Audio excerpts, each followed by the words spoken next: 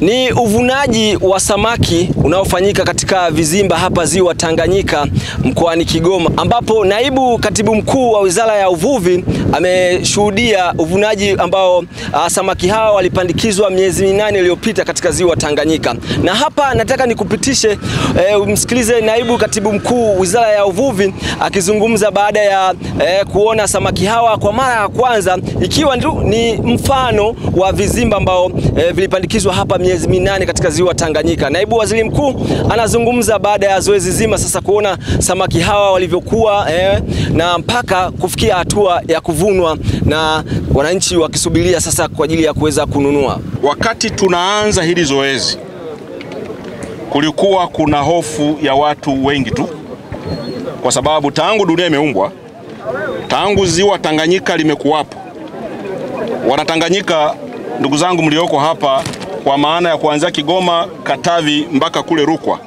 hatukuwahi kushuhudia ukuzaji viumbe maji kwenye samaki kwa njia ya vizimba. Mara zote tunapoanza kitu kipya huwa kuna hofu kidogo, na ile hofu huwa ni hofu ya kutokufahamu. Ndicho ambacho kilitufanya siku ile tulikuwa hatuna nyuso za furaha sana. Niliona wengi kabisa wasema hivi itawezekana kweli hii? Na hasa tuliposhusha vile vifaranga, kaonekana mbona ni tudogo sana. Ndugu zangu, leo wale vifaranga mliowaona wa gramu 8, gramu 9, sijui gramu 10, leo kuna gramu katika uchache sana. Unazungumzia gramu 400, ananiambia na 50, lakini ulivyofanywa utafiti ni gramu 463 wastani wa uzito wa huyu samaki mmoja. Ina maana kwamba unapokuwa na samaki wawili na kidogo unapata kilo moja.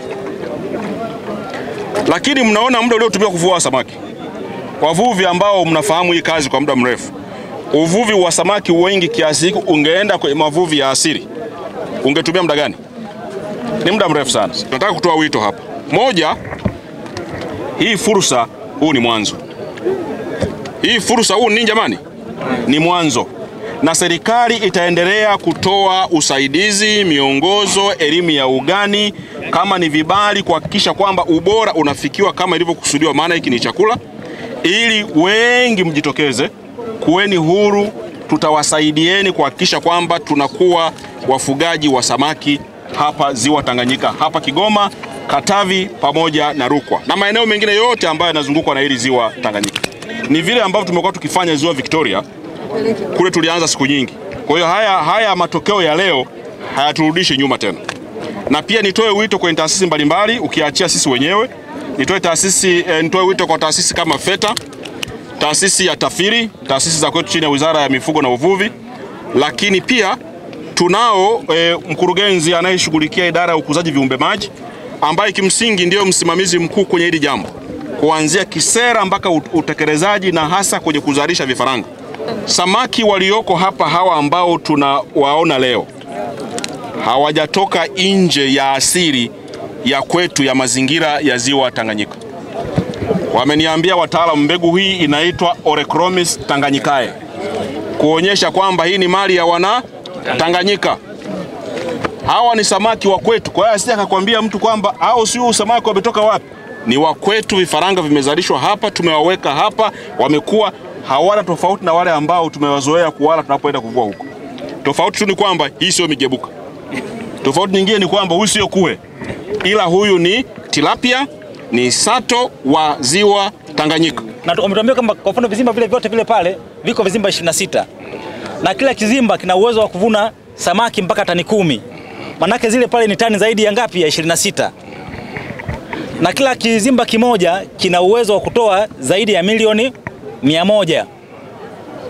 Zaidi ya milioni 100. Manake vizimba vile pale peke yake vina zaidi ya bilioni 2.6. Tukivuna yani. Sasa wale wanasema vile ni utangulizi tu yani. Wako tayari na wanaruhusu hata kitakiwa vizimba 100 yani. Nafasi inatosha kuweka vizimba hata 100. Ni sisi tuna wao wako nyuma yetu, wataalamu wapo na wako tayari kuongeza wataalamu wengine wakuja kutushauri na kutuwezesha kuhakikisha kwamba zoezi hili linafanikiwa. Na tayari sio wao tu wenyewe kama wizara, lakini tayari wameshazungumza na wadau mbalimbali pamoja na mabenki ambayo wako tayari kutuwezesha kwa mahitaji yetu. Kwa muktadha huo yani, hili ziwa bado lilikuwa bado halijatumika bado. Kwa mipango ya serikali, kwa mipango ya wizara, kwa maono ya Mheshimiwa Rais, hili ziwa bado halijafika kwenye matumizi ambayo Mheshimiwa Rais anayataka yafikiwe.